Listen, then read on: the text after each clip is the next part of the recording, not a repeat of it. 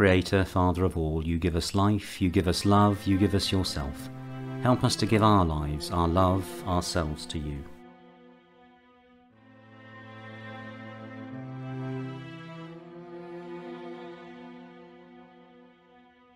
There's a tiny old lady who makes a meagre living by breaking stones on a roadside not far from Delhi.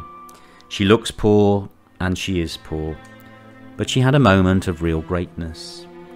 She was born in a hill village, and before long she was married, had several children, and was a widow, all in her teens. There were no pensions then for widows, and she had to take up stone breaking. As she worked, her children lay around her in the sun until they too were old enough to take up tiny hammers and break stones with their mother. Then came a chance of so-called improvement in her life. A well-known Englishwoman who lived in Kasarli had watched her as she worked at the roadside, and had decided that she would make a very good children's nanny. She took the job she was offered, and her days in that English home in an Indian setting were happy ones, until they came to the troubled days. The troubled days of 1947, when India and Pakistan were being divided and the English were going home. Rumours of all sorts were flying around, unrest was widespread.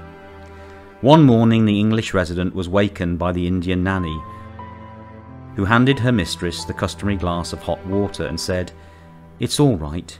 They said there was poison in the water, so I drank a glassful first. But that was an hour ago, and I'm not dead, so there's no poison in it." The English family left India, and there was no longer much work for a children's nanny, and she returned to stone breaking once again.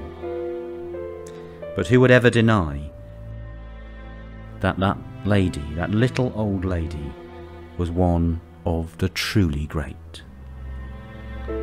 Let us pray. Grant us, O Lord, to follow the example of those who really follow you.